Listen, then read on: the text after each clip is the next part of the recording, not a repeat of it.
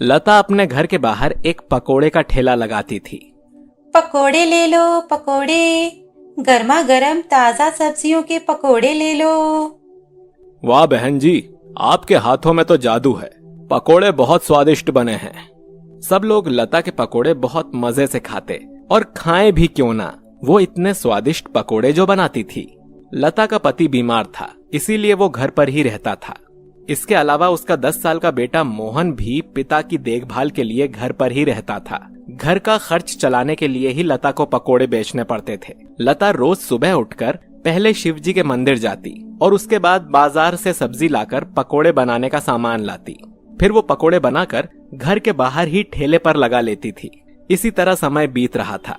एक दिन लता का बेटा कहीं जा रहा था, तभी उसकी एक ट्रक से टक्कर हो जाती है और उसके सिर से बहुत खून बहने लगता है। आसपास के लोग उसे अस्पताल ले जाते हैं। मोहन को बहुत देर हो गई, अभी तक आया नहीं। मुझे ठेला लगाने के लिए भी देर हो रही है। लता मोहन को ढूंढने जा ही रही थी कि तभी एक आदमी लता के पास आता है। लता, तुम्हारे बेटे को एक ट्रक वाला मार के चला गया है, उसके सिर में काफी चोट आई है। ये सुनकर लता के पैरों तले जमीन खिसक गई। वो जल्दी से अस्पताल पहुंच जाती है। डॉक्टर साहब, मेरा बेटा ठीक तो हो जाएगा ना? देखिए, आपके बेटे के शरीर से काफी खून निकल चुका है और ट्रक का कांच उसके सिर में घुस गया है। हमें इसका जल्द से जल्द ऑपरेशन करना होगा। इसके लिए करीब 50,000 रुपए का खर्चा आएगा। लेकिन डॉक्टर, मेरे पास इतने पैसे नहीं हैं। मैं तो एक छोटा सा पकोड़े का ठेला लगाती हूँ। देखिए, वो सब मुझे नहीं पता। आपको कल तक पैसे जमा करने ही होंगे, नहीं तो आपके बेटे की जान बचाना मुश्किल हो जाएगा। ठीक है डॉक्टर साहब, मैं कुछ इंतजाम करती हूँ। लता अस्पताल से सीधे शिवजी के मंदिर में पहुंच जाती है। हे भोलेनाथ, मुझे कोई रास्ता दिखाइए। मेरे पति तो बीमार रहते हैं, अब मेरा बेटा भी जिंदगी और मौत के बीच में झूल रहा है। भगवान, मैंने आपकी दिन रात भक्ति की है, कृपा करके मेरे बेटे को इस मुसीबत से बाहर निकालिए। लता मंदिर से घर आ रही थी, तभी उसे एक सेठ जी मिलते हैं। बहन, आप पकोड़े बेचती हो ना? हाँ सेठ जी। बहन जी, कल मेरी बेटी का विवाह है। मुझे अतिथि के नाश्ते के लिए करीब 20 किलो पकोड़े चाहिए। 20 किलो पकोड़े, वो भी कल तक? ठीक है सेठ जी, मैं आपको कल सुबह तक पकोड़े बना दूंगी, लेकिन मेरे पास सामान लाने के लिए पैसे नहीं हैं। ये लो 20,000 रुपए, बाकी के पैसे मैं तुम्हें कल दे दूंगा।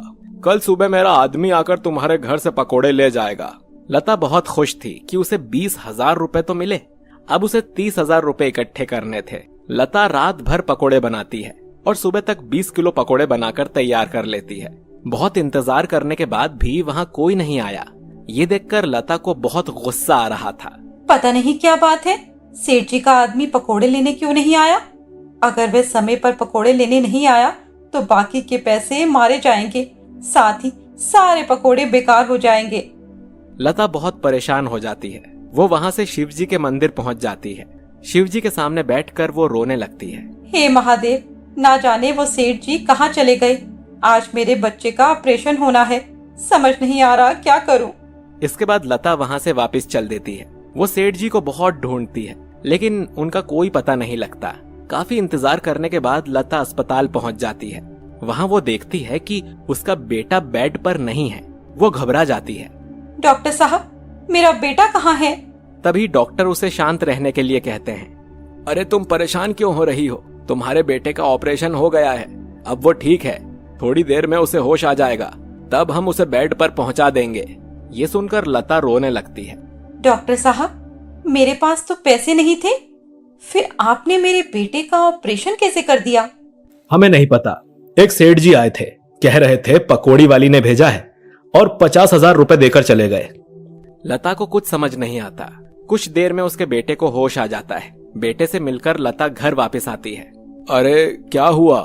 अरे यहाँ पर एक आदमी आया था, वो पकोड़े ले गया और ये 20,000 रुपए देकर भी चला गया। ऐसा कैसे हो सकता है? सेठ जी ने खुद अस्पताल में पैसे पहुंचा दिए। आज तो उनकी बेटी की शादी थी, वह कैसे अस्पताल पहुंच गए? लता सीधे मंदिर पहुंच जाती है और भगवान शिव के चरणों में बैठकर रोने लगती है। भगवान, आप स्वयं मेरे बेटे को बचाने आए थे। जिस समय मैं मंदिर में रो रही थी, आप अस्पताल पहुंचकर डॉक्टर को पैसे दे रहे थे। तभी उसे मूर्ति के अंदर वही सेठ जी नजर आए। जो मुस्कुरा रहे थे। लता का बेटा कुछ ही दिनों में ठीक होकर घर वापस आ गया और उन 20,000 रुपयों से लता ने अपने पति का इलाज करवाया और वो भी बिल्कुल ठीक हो गया।